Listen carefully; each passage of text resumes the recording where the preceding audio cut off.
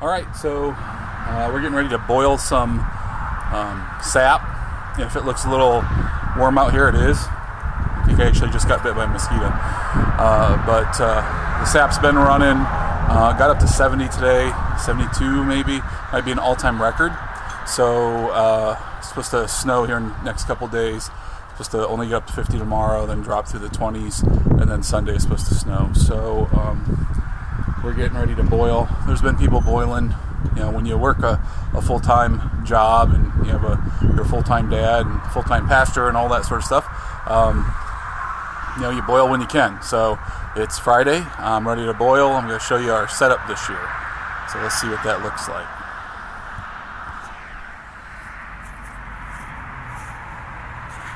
All right, so we are looking at the inside of my evaporator. So I welded this up a couple years ago. Here's the tin pipe. Started off as black pipe, of course it's rusty pipe now. And you may have seen this a few years back. I've got the Vozelgang door on the front of it. And then I welded it up to match my stainless steel pan, which I'll show you here in a minute.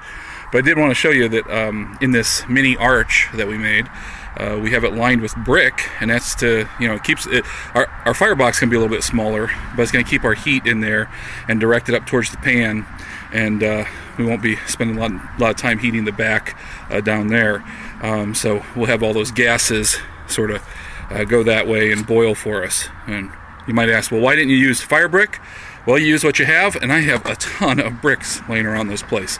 So I don't care if these crack and crumble when we're done with them, but we're going to start off using this. So Noah just went in, got a hatchet and fire poker and something to start it with. So we're going to get this started and get it boiling. We'll come so the other day we had a windstorm come in, and I've got some white pines that have succumbed to disease. It's been going around Pennsylvania, and these pines are dead. And that's my neighbor in my backyard over there. Well, you can't see the neighbor, but that's the neighbor's house. But the white pines are dead, and we had a wind come through, and it knocked off that top. So we are using the branches off that to get this going. Then we'll be burning it with some hardwood. So we're going to get it started with some pine, then we'll get it going with some hardwood. All right, we're just at the beginning of our journey, just getting the fire going. So you'll see we got some smoke rolling out there. We've got some pine from that down tree over there that we're starting this with. We're going to start throwing in some hardwood here in just a second. And we just have just a little bit of sap in there, probably only about 5 gallons right now. We're going to load it up here in just a moment as we transfer it. So we're storing our sap in a clean garbage can, and we'll use that for our storage mechanism. Hopefully we'll work on getting about a half gallon, 3/4 of a gallon out of this. So we'll see how this gets going. I'm going to tend the fire, and I'll be back.